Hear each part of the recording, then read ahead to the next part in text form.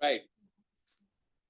कल की क्लास में मैंने आप लोगों को एक फैक्ट बताया था, एक दफा फिर रिपीट कर रहा हूं ताकि हम आज उसको कंटिन्यू कर सकें। फैक्ट ये था कि एल्डिहाइड्स ऑक्सीडाइज हो सकते हैं और कीटोन ऑक्सीडाइज नहीं हो सकते।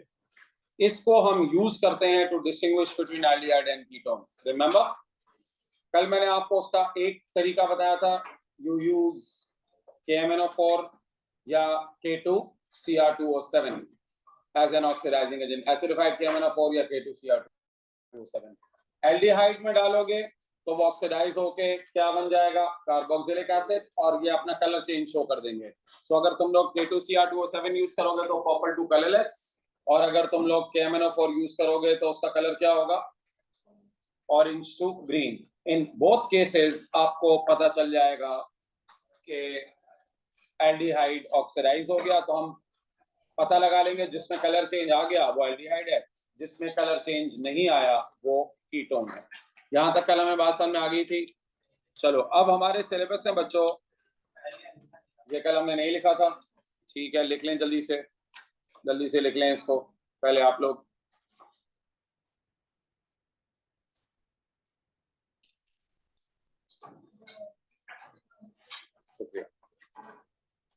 बेटा पीछे जाओ, तो आप लोग लिख लें, मैं इंतजार कर रहा हूँ जल्दी से। तो तुमने से रिंग नहीं बनाया बंदा, अच्छा तो बगैर रिंग के बनाओगे ना तो इसको माफ कर लो।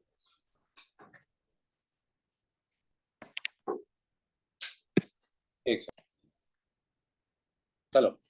So next is which is very important, क्योंकि मुझे पता ही आता बहुत ज्यादा है, वो होता है यूजिंग फेलिंग्स सॉल्यूशन। ये रिएजेंट का नाम है, जनरल नेम फेलिंग्स सॉल्यूशन। तो फेलिंग सॉल्यूशन पहले होता क्या है ये आपको बता दूं। Fehling solution is the oxidizing agent, OA oxidizing agent का मैं शॉर्ट फॉर्म लिखता हूं, ठीक है। It is a mixture of copper two ions. अच्छा, ये कॉपर टू आइंस ना किसी भी कॉपर के सॉल्युबल सॉल्ट से ले लो, लाइक कॉपर नाइट्रेट या कॉपर सल्फेट, तो कोई भी कॉपर का सॉल्युबल सॉल्ट ले लेते हैं, और उसके साथ होता है, एग्जाम्पल मैंने आपसे कह दिया कॉपर नाइट्रेट, ठीक है, एंड एन अल्कली। अल्कली के लिए बेस्ट होता है NaOH,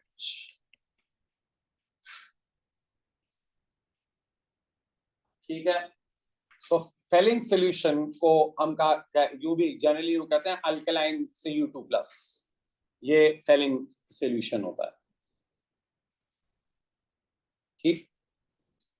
अब ये क्या करता है, जब आप फेलिंग सॉल्यूशन जो कि ऑक्सीडाइजिंग एजेंट है आप उसको डालेंगे एल्डिहाइड में, तो एल्डिहाइड से रिएक्ट कर लेगा, लेकिन जब आप इसको डालेंगे कीटोन में तो ये कीटोन से रिएक्ट नहीं करेगा। सिंपल, क्योंकि एल्डिहाइड ऑक्सीडाइज हो सकते हैं और कीटोन ऑक्सीडाइज नहीं हो सकते। हाउ वुड यू नो कि ये क्या है। अच्छा, विद एल्डिहाइड तो लिख लिया था ना सबने, जल्दी लिख लो यार।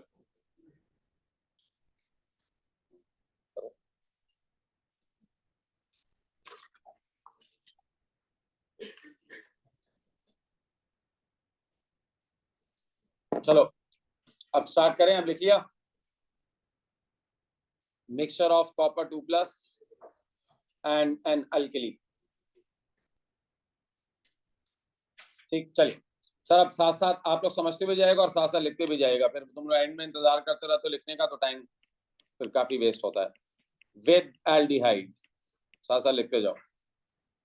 एल्डिहाइड के साथ क्या होगा, ब्रिक रेड प्रेसिपिटेट बनते हैं, brick red PPT।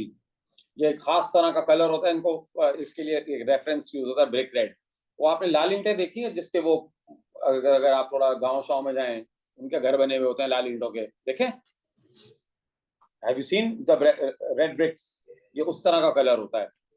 Of sir ये होता है कॉपर 1 ऑक्साइड। अच्छा, कॉपर 1 ऑक्साइड का था, तुम लोग भी, ये मैं जब कहता हूँ कॉपर 1 ऑक्साइड तो लोग कहते हैं सर आप लिख तो Cu2 हो रहे हैं। भाई Cu2O में कॉपर का ऑक्सीडेशन नंबर +1 है, तो कॉपर 1 ऑक्साइड है ये, ठीक है। लोग इसको कहते हैं sir copper 2 oxide, copper 2 oxide CuO होता है। याद रखो, कॉपर का ऑक्सीडेशन नंबर निकालना, तुम्हें पता चल जाएगा ये कॉपर 1 ऑक्साइड क्यों है। सो इसको कहते हैं कॉपर 1 ऑक्साइड। अच्छा, अब इसमें होता क्या है, देखो इसकी ना इक्वेशन एज सच नहीं आती, तो मैं इसके अंदर ये पता होना चाहिए कि चेंजेस क्या आते हैं। एल्डिहाइड ऑक्सीडाइज होके कन्वर्ट हो जाएगा टू कार्बोक्सिलिक। अच्छा, इसकी इक्वेशन तो मैंने आप लोगों को कल लिखवा दी थी ना, कि एल्डिहाइड को अगर ऑक्सीडाइज करना है तो।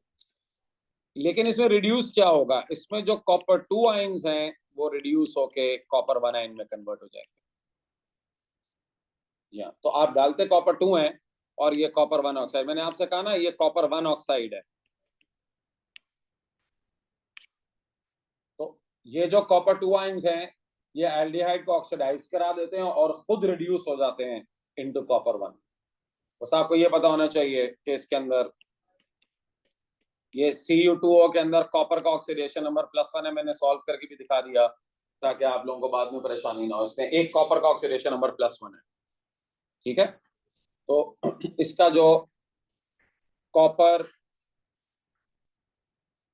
2 होता है वो कॉपर 1 में हो जाता है, और ये जो कलर चेंज होता है ना ये कॉपर 1 ऑक्साइड के बनने की वजह से आता है। सामने आ गया। अच्छा, ये CuO अगर कभी पूछे, CuO इज कॉपर 2 ऑक्साइड, क्योंकि इसमें कॉपर का ऑक्सीडेशन नंबर क्या होता है +2, ठीक है। जस्ट इन केस किसी को ये बात नहीं पता तो एहतियातन मैंने ये बात मेंशन कर दी है, copper 1 oxide copper 2 oxide. Okay, ketone में डालोगे ठेंगा दिखा देगा, कहेगा चलो भागो कुछ नहीं हो रहा, ठीक है, नो ऑब्जर्वेशन। चलो अगला वाला भी बहुत इंपॉर्टेंट है भाई, ये हो गया एक। बस इसके रिएक्शन की जरूरत नहीं है आपको, सिर्फ आपको कलर चेंज और क्या ऑक्सीडाइज होता है क्या रिड्यूस होता है। अगर रिएक्शन लिखने के लिए आ जाए तो वो एल्डिहाइड का जो रिएक्शन कल लिखवाया था, ठीक है, ये वाला कल बताया था ना, ये वाला रिएक्शन तुम लोगों को कि एल्डिहाइड को, कोई भी एल्डिहाइड होगा उसको तुम O करके COH में कन्वर्ट कर दोगे। रिएक्शन आपने ये लिखना है, ठीक है, ऑक्सीडेशन वाला बस। तो अब अगला आ जाओ, बोलो। जी, ब्रिक रेड PPT बनेगा। ओरिजिनली तो कॉपर का ब्लू कलर का होता है ना, कॉपर 2 का सोल्यूशन जो होता है, कॉपर 2 आयंस किस कलर के होते हैं, ब्लू। तो कॉपर 2 आयंस का ब्लू सोल्यूशन होता है और प्रोडक्ट के अंदर फिर ब्रिक रेड PPT बनता है। जो ओरिजिनल सोल्यूशन होता है ना वो ब्लू होता है और ये ब्रिक रेड PPT फॉर्म होते हैं इसमें, ठीक है। चलो आगे बढ़ते हैं, अब आ जाओ अगले वाले पे। नेक्स्ट है तुम्हारे पास, अच्छा ये जरा मैं वापस लिख दूं, ये हो गया कीटोन के अंदर मैंने आपसे कहा नो ऑब्जर्वेशन, ठीक है। अगला रिएजेंट है उसको हम कहते हैं Tollens reagent. Tollens, third test number 3, Tollens reagent, TOLLENS, Tollens reagent.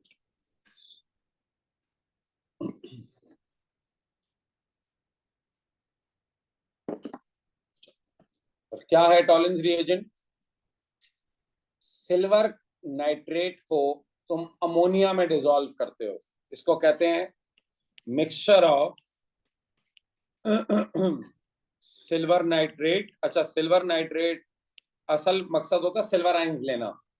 अच्छा, सिल्वर के ना ज्यादातर सॉल्ट्स इनसॉल्युबल होते हैं, सिल्वर के बहुत कम सॉल्युबल सॉल्ट्स होते हैं, तो silver nitrate is a very common example of soluble silver का सॉल्ट। तो इसीलिए aqueous silver nitrate and ammonia, aqueous ammonia, ठीक है, it's a mixture of silver nitrate and aqueous ammonia. असल में सिल्वर नाइट्रेट का मकसद सिल्वर आयंस लेना है, ठीक। ये रिएजेंट है। अच्छा, असल में सिल्वर नाइट्रेट और अमोनिया मिलकर ना एक कॉम्प्लेक्स आयन बनाते हैं। मैं वो कॉम्प्लेक्स आयन का फॉर्मूला पहले भी एक दफा बता चुका हूं, एक दो दफा आप लोगों को, लेकिन फिर से बता देता हूँ। ये एक अब वंस अगेन एक वो है कि यार ये क्या AS के बच्चे को बताना चाहिए नहीं बताना चाहिए, मैं एहतियातन कॉम्प्लेक्स आयन बता देता हूँ कि जब सिल्वर नाइट्रेट और अमोनिया मिलते हैं तो क्या बनता है। असल में वो दोनों मिलकर रिएक्ट करते हैं, ठीक है।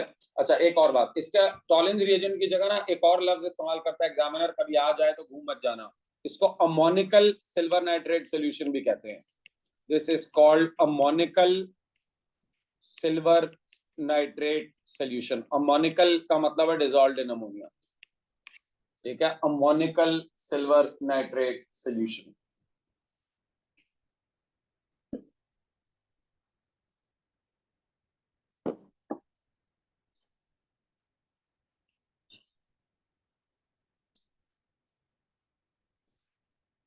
ठीक हो गया, ammoniacal silver nitrate solution. Sir इसके अंदर देखें क्या होता है, जब आप इसको एल्डिहाइड में डालेंगे तो एल्डिहाइड का तो वो यूजुअल काम है, एल्डिहाइड किस में कन्वर्ट हो जाएगा, कार्बो। अच्छा ये भी ऑक्सीडाइजिंग एजेंट है, याद रहे ये सारे ऑक्सीडाइजिंग एजेंट है। Tollens reagent is also an oxidising agent, like Fehling's, like KMnO4, like K2Cr2O7, this is also an oxidising agent. ठीक है, अब क्या होगा, जैसे ही आप इसको एल्डिहाइड में डालेंगे, एल्डिहाइड का तो आपको पता है उसने तो कार्बोक्सिलिक में कन्वर्ट हो जाना है, लेकिन ये जो सिल्वर आयंस होते हैं ना, अच्छा पहले मैं आपको जरा ये बता दूं, ये ना अमोनिया के साथ मिलके एक कॉम्प्लेक्स आयन बनाते हैं, एक आयन बनाते हैं बेसिकली, दोनों मिलके उसको हम इस तरह लिखते हैं। मैंने आपको शायद पहले भी कहा था, ये स्क्वायर ब्रैकेट जो होता है ना, ये कॉम्प्लेक्स आयन को रिप्रेजेंट करता है।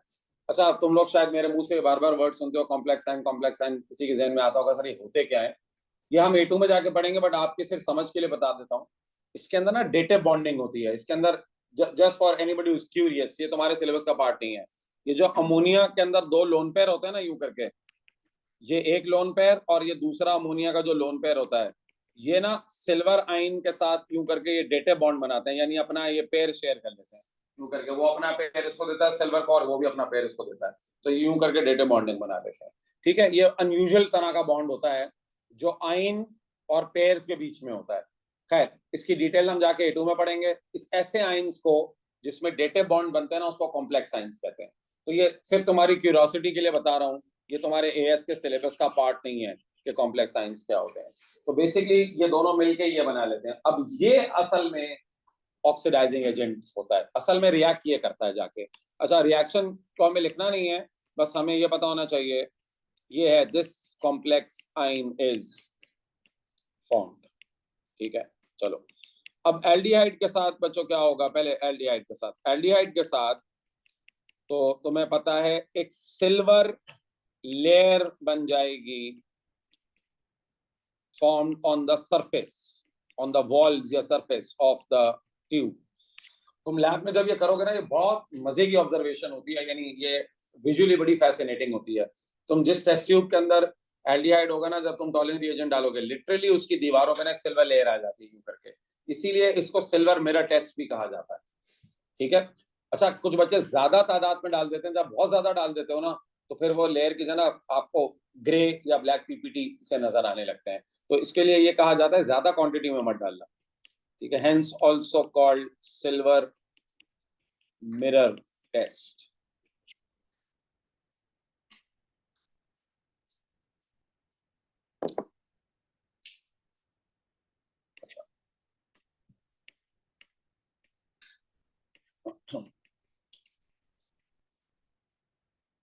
मैंने यहाँ पे लिख दिया, अगर Ag हाई कंसंट्रेशन में होंगे ना, तो कहते हैं we obtain dark grey solid. असल में बहुत ज्यादा जब सिल्वर हो जाता है ना, सिल्वर, तो वो फिर डार्क ग्रे कलर का नजर आने लगता है, वो सिल्वर बहुत क्वांटिटी में बन जाता है। तो ये भी कभी बच्चे मुझसे कहते हैं सर हमने लैब में किया था, हमें तो सिल्वर लेयर नहीं मिली, हमें तो ब्लैक कलर का या डार्क ग्रे कलर का प्रेसिपिटेट मिला। वो एक्चुअली सिल्वर ही होता है, वो इतना ज्यादा हो जाता है पर वो लेयर की बजाय वो नीचे गिरने लगता है, उसके ऊपर लेयर नहीं रहती फिर। ठीक है, अच्छा सर ये है किस चीज का, सर सिल्वर बनता है इसके अंदर, इसमें ये जो सिल्वर आइंस होते हैं ना, ये सिल्वर मेटल में कन्वर्ट हो जाते हैं, तो वो जो सिल्वर लेयर होती है वो एक्चुअली सिल्वर मेटल की होती है।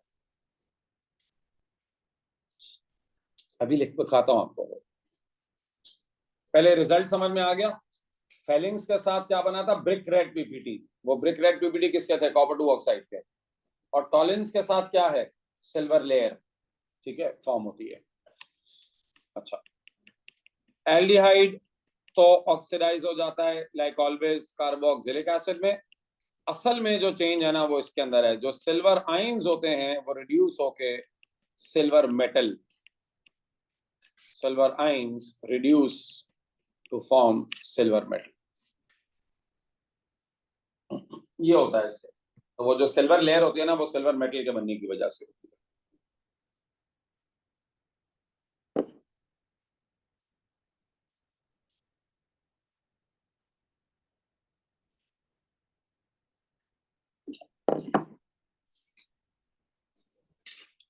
अच्छा, ये रिडक्शन है ना सिल्वर में, ऑक्सीडेशन नंबर देखो, रिएक्शन से पहले उसका ऑक्सीडेशन नंबर है +1 और रिएक्शन के बाद उसका ऑक्सीडेशन नंबर क्या है, 0। तो यहाँ पर ऑक्सीडाइज क्या होता है, एल्डिहाइड, रिड्यूस क्या होता है, सिल्वर आयंस। क्लियर हो गया। फेलिंग्स के अंदर ऑक्सीडाइज क्या होता था, एल्डिहाइड, रिड्यूस क्या हो रहा था, copper 2 ions. Copper 2 ion reduce होकर कॉपर 1 में कन्वर्ट करते हैं, इसमें सिल्वर आयंस कन्वर्ट होकर सिल्वर मेटल में कन्वर्ट हो जाते हैं। क्लियर हो गया बच्चों ये टेस्ट, ठीक है। चले अब मुझे अच्छा एक रिएक्शन इसका बस रह गया था। तो देखो अब तक मैं आपको क्या क्या करा चुका हूँ। मैंने आपको रिडक्शन ऑफ नाइट्राइल कराई थी पहला, फिर मैंने उसके बाद आपको उसका 2,4-DNPH के साथ टेस्ट कराया था, फिर मैंने आप लोगों को डिस्टिंग्विश करना सिखाया between aldehyde and ketone. Aldehyde और कीटोन के लिए मैंने आपको 3 टेस्ट कराए, एक विद एसिडिफाइड K2CH2O7 या KMnO4, दूसरा विद फेलिंग सॉल्यूशन, तीसरा विद टॉलिन्स रिएजेंट। क्लियर हो गया। अब इसका नहीं, नो ऑब्जर्वेशन, हर एक के साथ एक नो ऑब्जर्वेशन विद कीटोन। जी आप लिख लें, कीटोन के साथ नो ऑब्जर्वेशन, ठीक है। तो कीटोन ऑक्सीडाइज ही नहीं होगा ना बेटा, ठीक है। So no observation with ketone, ठीक हो गया। So with ketone no observation, no change, no observation, ठीक है, नो चेंज कह लें, कुछ भी नहीं होगा। चले आगे बढ़ते हैं सर। अब इसका अगला रिएक्शन है विद, अच्छा ये मैंने वैसे ऊपर लिखा हुआ था, वो 2 दफा लिख दिया, चले anyway. Reaction of carbonyl compounds में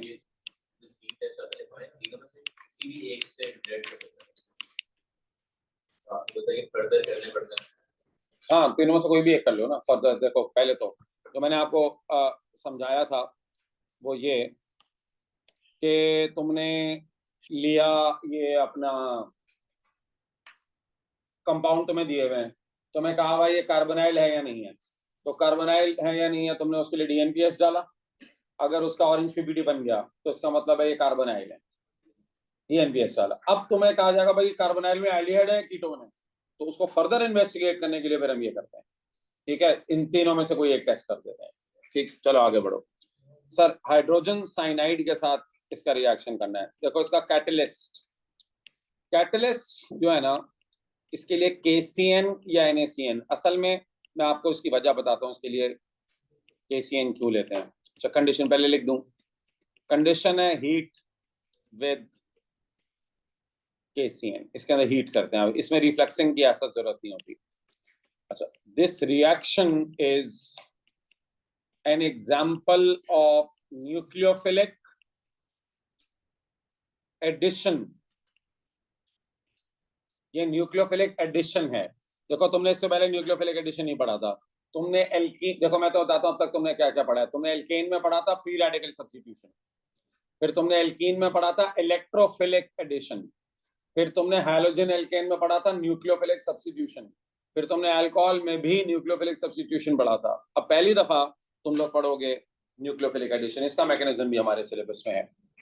अच्छा मैं आपको जरा इसका मैकेनिज्म आप जब पढ़ेंगे ना तो आपको अंदाजा होगा ये इसका कैटलिस्ट जो है ना, KCN क्यों लेते हैं हम या NaCN क्यों लेते हैं। असल में ना ये रिएक्शन CN आयंस शुरू करते हैं और HCN से बहुत ज्यादा CN आयंस हमें मिलते नहीं है, क्योंकि HCN जो है ना वो पूरा ब्रेक नहीं होता है इनसे। सो हम चाहते हैं कि हमें कोई ऐसी सोर्स मिले जिसमें बहुत ज्यादा CN आयंस हो, ठीक है। तो इसीलिए हम KCN या NaCN यूज करते हैं, क्योंकि वो आपको CN आयंस प्रोवाइड करता है। और अभी आप इसका मैकेनिज्म देखेंगे, ये रिएक्शन CN आयंस की वजह से शुरू होता है, ठीक। चलो बहरहाल सर अब रिएक्शन क्या है पहले ये समझ लें। अच्छा, न्यूक्लियोफाइल इज CN, इस केस में जो न्यूक्लियोफाइल है वो CN है, और हर न्यूक्लियोफाइल के पास लोन पेयर होता है। देखो हमेशा आदत बनाओ कि न्यूक्लियोफाइल लिखो ना, उसका लोन पेयर दिखाना, just make it a habit, ठीक।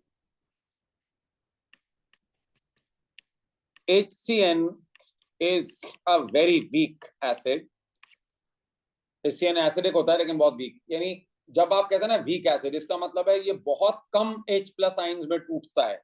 तो इसके लिए it dissociates to produce H plus and Cn minus ions, लेकिन वीक है ना, हर एसिड ब्रेक होगा वो H प्लस और Cn में, लेकिन जितना वो H प्लस और Cn माइनस बनाता है ना वो बहुत कम होते हैं, उनकी कंसंट्रेशन इतनी कम होती है कि वो रिएक्शन का रेट बहुत स्लो होता है। तो अगर आप खाली HCN इस्तेमाल करेंगे तो reaction will be very slow. Okay,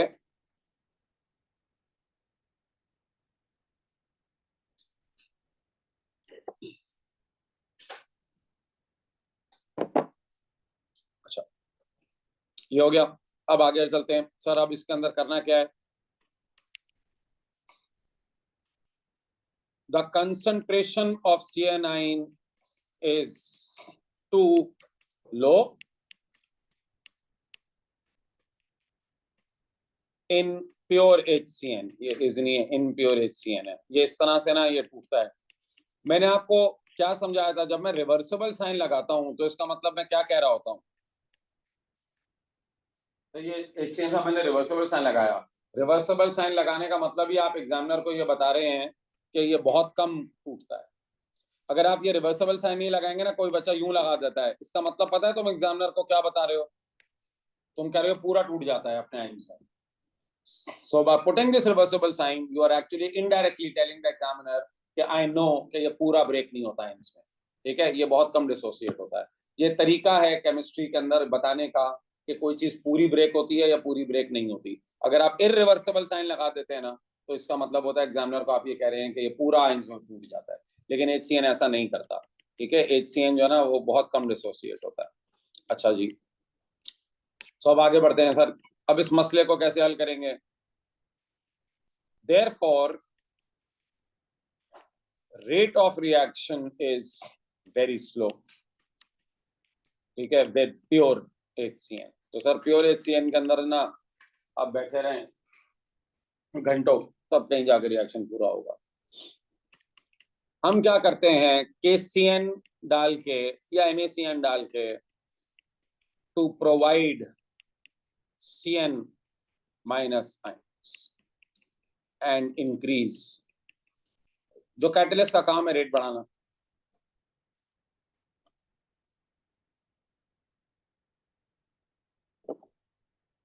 ठीक है, अब फिर से तुम लोग मुझसे सवाल करोगे सर KCN ही क्यों या NaCN ही क्यों, आप इसी के पीछे क्यों बढ़ जाते हैं पोटेशियम और सोडियम के कंपाउंड्स के? तो तुम लोग मुझे जवाब दो, मैं KCN ही या पोटेशियम के कंपाउंड क्यों यूज करता हूँ हर जगह?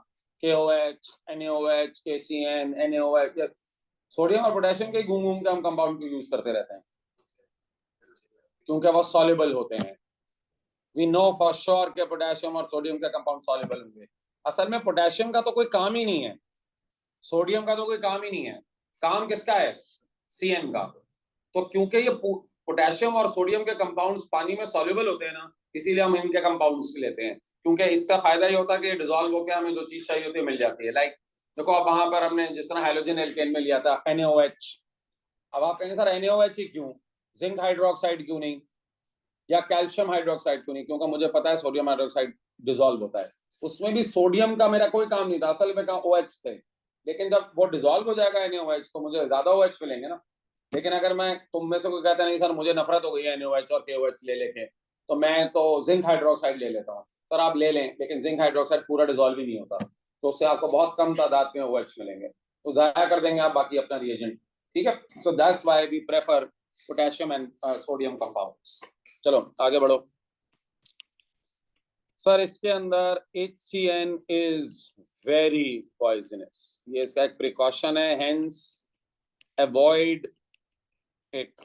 देयरफॉर हम इसका एक हल ये है, a mixture of KCN is heated with a dilute acid, example H2SO4, to form HCN. Pure HCN जो होता है ना, it's very risky to handle, आप उसका रिएक्शन कर तो लेंगे, but there are very very high chances कि अगर आपने जरा सा भी उसको इनहेल कर लिया ना तो बस जामे शहादत नोश करोगे। ठीक है, सो उससे बेहतर है भाई जामे जिंदगी के लिए तो आप उसको बजाय इसके प्योर HCN यूज करें। आप KCN को डाइल्यूट एसिड के साथ हीट करें, वो रिएक्ट करके HCN खुद ही बना लेंगे। ठीक है, which then reacts with carbonyl compounds. तो एक्चुअली KCN और H2SO4 जो है वो पहले रिएक्ट करके HCN बना लेते हैं और फिर वो, तो इससे हमारे दोनों मसले हल हो जाते हैं ना, HCN भी बन जाता है और KCN कैटलिस्ट के तौर पे भी मौजूद होता है। ठीक है, वो तो हमें वैसे भी चाहिए कैटलिस्ट, तो ये हमारे दोनों मसाइल हल कर देता है। वो पॉइजनस वाली चीज से भी बच जाते हैं और हमें जो है ना वो HCN मिल भी जाता है और KCN भी मिल जाता है, तो तीनों ही काम हो जाते हैं। फॉर एग्जांपल HCN वैसे भी बगैर हीटिंग के डालते हैं तो उसके बाद भी कैटलिस्ट से हीट करना ही ना करते। जी जी, मतलब अगर आप कहते हैं मैं नहीं करता कैटलिस्ट यूज तो रेट स्लो हो जाएगा। कैटलिस्ट के बगैर भी रिएक्शन हो जाता है बट रेट बहुत स्लो होता है ना, तो कैटलिस्ट इसलिए डालते हैं ताकि रेट एक कंसिडरेबल रेट तो हो, कुछ मुंह दिखाने के लायक तो हो, कुछ बना के लाए हो कुछ। ठीक है, आ रही है भाई बात सबको सामने? ठीक है, चले अब आगे बढ़ते हैं सर, अब रिएक्शन पर आ जाते हैं, फिर इसके मैकेनिज्म भी पढ़ना है। चलो, अब होता क्या है यहाँ पे, एल्डिहाइड्स का बिहेवियर देखिए क्या होगा। सर ये लिख लिया था सबने, लिख लिया था? चलो अब आ जाइए, एल्डिहाइड्स क्या करते हैं।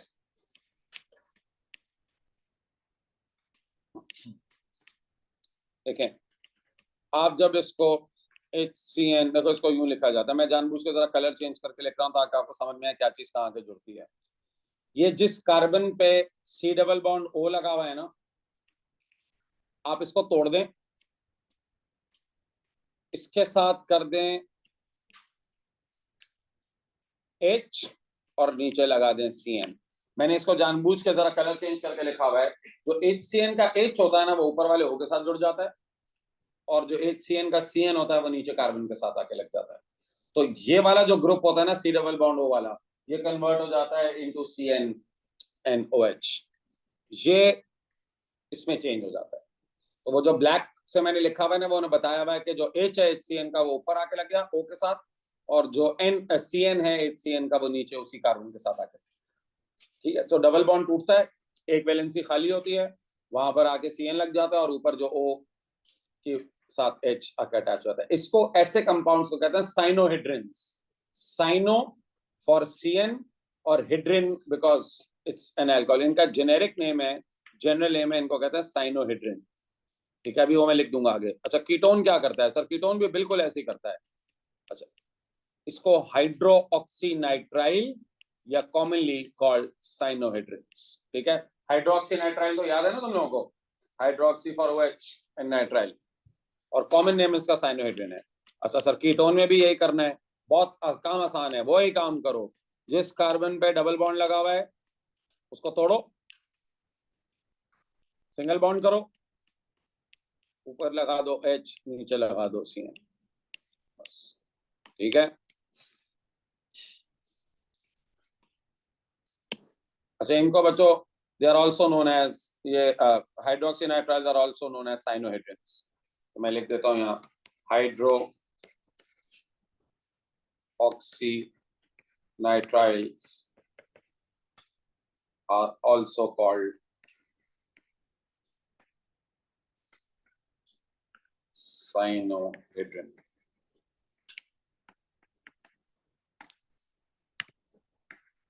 ऐसा लगा किसी दवाई का नाम, साइनोहिड्रिन।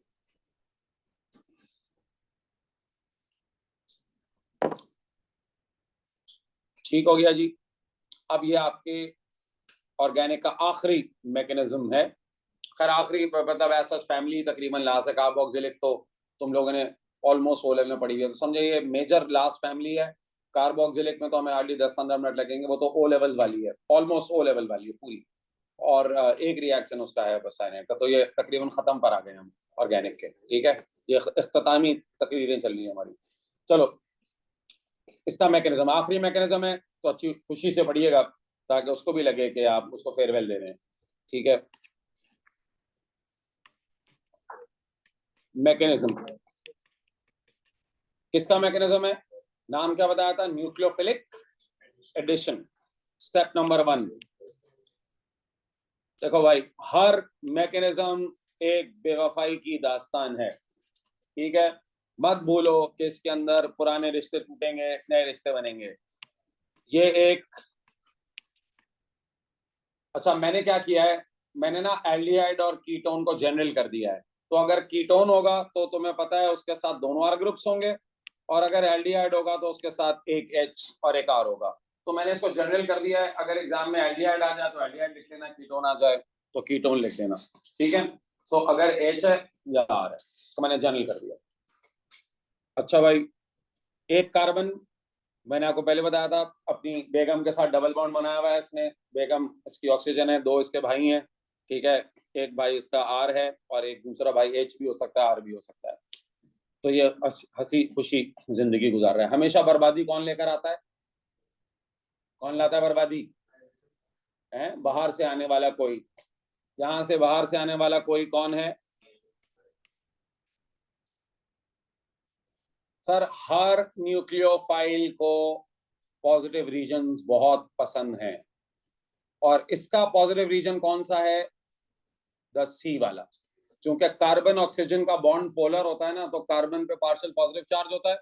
ये जो पार्शियल पॉजिटिव वाला कार्बन होता है, इस पे आके न्यूक्लियोफाइल अटैक करता है अपना लोन पेयर इस्तेमाल करके, ठीक है? सो ये CN इस कार्बन से कहलाता है hello carbon, can be bond, ठीक है? नाउ कार्बन के साथ वो मसला है, कार्बन ने, देखो भाई ये अच्छी बात है कार्बन की कि ये शरीर तकाजे पूरे रखता है। 4 है तो 4 ही बनाएगा, ठीक है? ये 5वां बॉन्ड जो है ना, वो वैसे कभी बना भी लेता है 5वां, लेकिन बहुत अनस्टेबल होता है। हैं? नहीं, हाँ बना भी लेता है कभी, लेकिन चलिए, लेकिन हाँ चलिए। अब सर, भाइयों के साथ तो रिश्ता नहीं तोड़ा जाता ना, भाई तो अपने बचपन से साथ हैं। तो एज यूजुअल वो ऑक्सीजन से कहेगा देखो बेगम, 2 बॉन्ड हैं, ये तो बड़ी ज्यादती है, एक वैलेंसी खाली करो मेरी, ताकि मैं जरा नई बेगम के साथ रहूं। तो वो कहता है यार एक काम करते हैं, एक बॉन्ड तोड़ देते हैं, ठीक है? जरा एक सेकेंड, मैं जरा यहाँ दिखा रहा हूँ, बात वही है, वही काम वही है, मैं जरा चार्ज उस तरफ दिखा रहा हूँ, ठीक है? इधर आए, तो ये आके उस ऑक्सीजन को कहेगा कि देखो बेगम, एक पेयर अपने पास रख लो, ठीक है, ताकि मेरी एक जगह खाली हो। तो ये पूरा पेयर जो डबल बॉन्ड था ना ये, तो एक सिग्मा एक पाई है, वो क्या करता है, अपना पाई बॉन्ड तोड़ता है ना, सेंस ऐसे है कि वो पूरा पेयर ऑक्सीजन को मिल जाता है, शिफ्ट हो जाता है। तो देखिएगा क्या होगा, इसके ऑक्सीजन पे अब नेगेटिव चार्ज आ जाएगा। अब देखो, जब तुम प्रोडक्ट बनाओगे ना, तो पार्शियल चार्ज नहीं दिखाना, नेगेटिव चार्ज दिखाना, और ये CN के साथ बॉन्ड कर लेगा, ठीक है? या R इधर, इसको हम कहते हैं एन इंटरमीडिएट। सर इसमें 2 बातें, देखो मैं तुम लोगों को जरा इसमें 2 बातें समझा दूं। पहली बात, कार्बन का देखो मैंने चार्ज खत्म कर दिया। जब मैंने प्रोडक्ट बनाया तो कार्बन के ऊपर मैंने कोई चार्ज नहीं दिखा रहा हूँ। रिएक्टेंट साइड पे तो कार्बन पे पार्शियल पॉजिटिव चार्ज है, तो मैं नजर आ रहा है रिएक्टेंट पे तो है, लेकिन मैंने प्रोडक्ट पे किसी किस्म का कोई चार्ज नहीं दिखाया कार्बन पे। ऐसा क्यों नहीं दिखाया उसको? सर वो वहां से उसको इलेक्ट्रॉन मिल गए ना CN से, तो वो जो उसका चार्ज था वो CN का पूरा पेयर आ गया। CN पूरा पेयर लेकर आया भाई, पूरा जहेज लेकर आया अपने साथ। उसने कहा तुम अपनी बेगम का थोड़ा सा जहेज वापस कर दो, टेंशन ना लो, जो कमी होगी मैं पूरी कर दूंगी, ठीक है? मैं ला रही हूँ अपने साथ में, बहुत मालदार हूँ मैं, एक और शेख की बेटी हूँ, ठीक है? तो वो आगे जाता है, लेकिन वो पूरा पेयर किसको मिल गया? वो पूरा जहेज, जो जहेज का सारा वो ऑक्सीजन को मिल गया ना, तो ऑक्सीजन के पास एक एक्स्ट्रा पेयर आ गया है, ठीक है? पूरा पेयर, उसकी वजह से इसके ऊपर तुम्हें नेगेटिव चार्ज दिखाना है। देखो इसका मैकेनिज्म में ना, ये चार्जेस बहुत जरूरी हैं। तो इसके रिएक्टेंट साइड पे पार्शियल चार्ज है, लेकिन प्रोडक्ट साइड पे पार्शियल चार्ज नहीं दिखाना, कंप्लीट चार्ज दिखाना, माइनस दिखाना, ठीक है? क्योंकि वो एक पूरा एक्स्ट्रा पेयर आ गया उसके पास। वो भी शेख की बेटी है ना, तो वो कहती है अच्छा बेटा, तुमने मुझसे बॉन्ड तोड़ा, बॉन्ड तो मैंने भी 2 ही बनाने हैं, ठीक है? अब ये जो HCN है, HCN, इसका जो H होता है ना, ये इस पे, ये शेख साहब की बेटी कहती है चलो बेटा आ जाओ हम बॉन्ड बनाते हैं। ठीक है,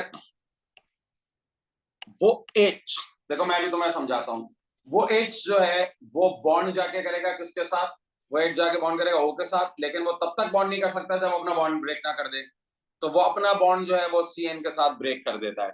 सो ये H यहाँ के जुड़ जाता है। अच्छा, मैं जरा आप लोगों को ये चीज दिखाऊं, ये H इधर आके जुड़ गया, वो CN तो पहले से ही लग गया था, और ये CN रिप्रोड्यूस हो गया। सर ये होना भी चाहिए था रिप्रोड्यूस, क्योंकि एक कैटलिस्ट है। मैंने आपको बताया था ना, ये जो CN है ये कैटलिस्ट होते हैं। कैटलिस्ट का मतलब होता है कि आपको वो वापस, तो ये जो रिएक्शन शुरू, मैंने आपको पहले जब स्टार्ट किया था रिएक्शन, तो मैंने कहा था ना you need a large concentration of CN minus. तो ये जो CN माइनस आइंस आते हैं ना, ये एक्चुअली HCN से तो बहुत कम आते हैं। ये ज्यादा कहाँ से आते हैं, कहाँ से आते हैं, KCN से। ये वो वाले CN है जो रिएक्शन शुरू करते हैं, ठीक है। लेकिन सर अगर ये कैटलिस्ट है, तो कैटलिस्ट की शर्त ये है कि वो रिएक्ट नहीं कर सकता, they need to be reproduce at the end of the reaction. तो देखो वो रिप्रोड्यूस हो गए। वो जो ने कहा था ठीक है भाई, वो जो CN वहां से आने थे वो आ गए हैं, लेकिन हमें उनको वापस करने पड़ेंगे, CN ये कैटलिस्ट की अमानत है, ये वापस होगी, तो CN आर रिप्रोड्यूस्ड। लेकिन मेरा प्रोडक्ट बन गया ना, OH भी आके लग गया, CN भी आके लग गया, ठीक है, तो हाइड्रोक्सी नाइट्राइल बन गया। ये इसका मैकेनिज्म होता है।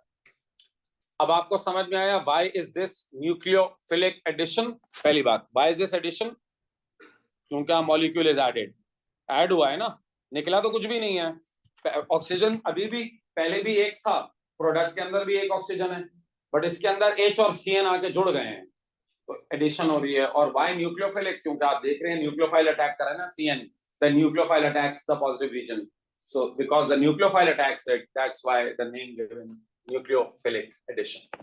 आगे बात समझ में, तो एक दफा रिकैप कर लो। पहले स्टेप में क्या होगा, न्यूक्लियोफाइल अटैक करेगा पार्शियल पॉजिटिव कार्बन को, जैसे ही वो अटैक करेगा वो अपना पाई बॉन्ड ब्रेक कर देगा, यानी पाई बॉन्ड के इलेक्ट्रॉन्स ऑक्सीजन को शिफ्ट कर देगा, CN के साथ बॉन्ड बना लेगा पहले स्टेप में, लेकिन ऑक्सीजन के ऊपर एक नेगेटिव चार्ज आ जाएगा।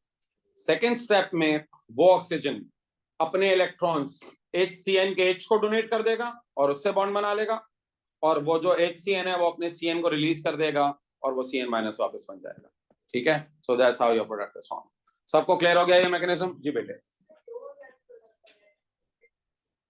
पूरे रिएक्शन के अंदर एक दो कैसे, नहीं इंटरमीडिएट प्रोडक्ट नहीं होता बेटा, इंटरमीडिएट होता ही वो है जो टेम्परेरीली फॉर्म होता है और रिप्रोड्यूस और फिर फाइनल प्रोडक्ट में कन्वर्ट हो जाता है। तो अगर आपसे पूछा जाएगा ऑर्गेनिक प्रोडक्ट इज वन, अच्छा देखो ऑर्गेनिक प्रोडक्ट ना कैसे पता लगाते हैं, रिएक्शन से।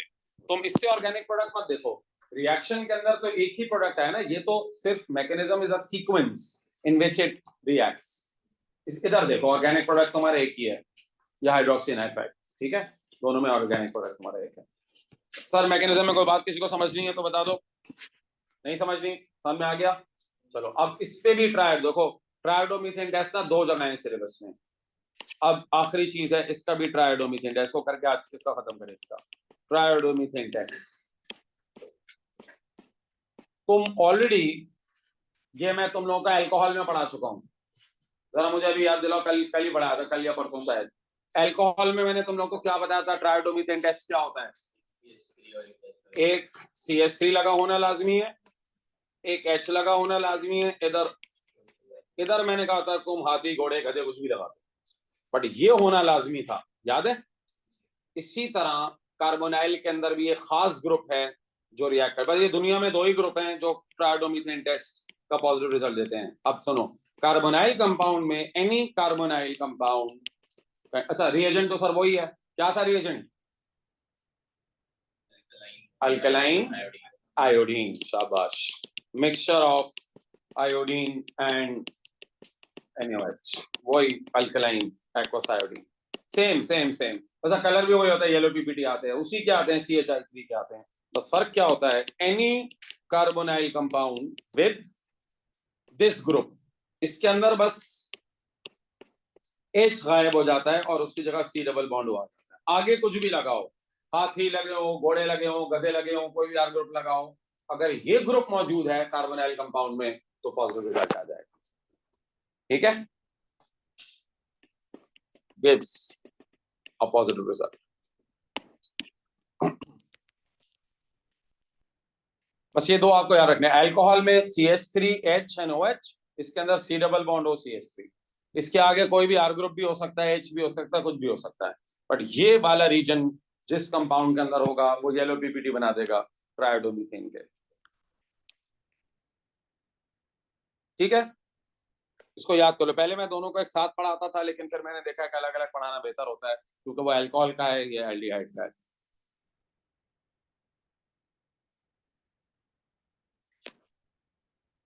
सही, चलें सर, इसका रिजल्ट क्या होगा? वही सेम जो इसका भी मैं तुम लोगों को एक इक्वेशन लिखवा दूंगा, वैसे इसकी ऐसा इक्वेशन आती नहीं है, बट चले एंड में लिखवा दूंगा। सर इसके अंदर the only aldehyde which gives a positive result is ethanol. कैसे? सर एल्डिहाइड के लिए इधर H होना तो लाजमी है ना, तो ये वाला ग्रुप होना भी लाजमी है, इसके बगैर पॉजिटिव रिजल्ट आएगा नहीं। तो इथेनॉल में तो ये होता है, लेकिन अब अगला कोई और एल्डिहाइड मुझे बताओ। सर अगले एल्डिहाइड के अंदर मेरे पास एक ही जगह है ना जिसको मैं चेंज करूंगा, वो कौन सी है? इस CH3 की जगह क्या आ जाएगा? C2H5। तो वो ग्रुप ही नहीं रहेगा, क्योंकि इसको जो पॉजिटिव रिजल्ट देना है वो CH3 C डबल बॉन्ड होकर देना है। ठीक है, सो एल्डिहाइड के अंदर the only aldehyde which give you a positive result is ethanol. इसके अलावा कोई भी एल्डिहाइड बना के देख लो, तुम्हें ये वाला ग्रुप नहीं मिलेगा उसके अंदर, CH3 C डबल बॉन्ड वाला। ठीक है, so only aldehyde which gives a positive result. अच्छा, कीटोन में the only not the only ketone, all ketones with one R group as CH3, इसको कहते हैं मिथाइल कीटोन्स। ठीक है, these are called methyl ketone. Methyl ketone का मतलब है जिसका एक R ग्रुप मिथाइल हो, दूसरा R ग्रुप कोई भी हो सकता है। तो all methyl ketones can give a positive result. ठीक है, मिथाइल जिस तरह बताया था ना, मिथाइल सेकेंडरी अल्कोहल्स, इसके अंदर एक मिथाइल होता है, दूसरा कोई भी हो सकता है। So all methyl ketone. अब इधर जो है वो CH3 भी हो सकता है या C2H5 भी हो सकता है R ग्रुप की जगह, बट एक CH3 होना लास्ट में। सर ये मैंने इसका एक आप लोगों को वो बता दिया, इसका एक्सप्रेशन, इसकी इक्वेशन भी जरूरत नहीं है मैं, लेकिन इसकी इक्वेशन आपको लिख देता हूँ, लिख दूंगा। पहले ये लिख लो, हमें प्रोडक्ट्स पता होने चाहिए।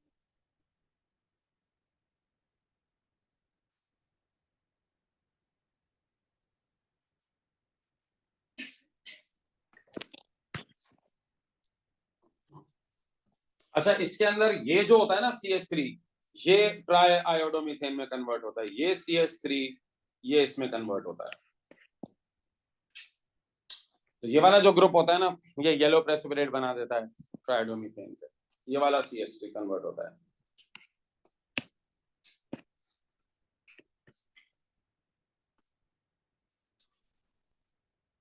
समझ में आ गई बात? पक्का?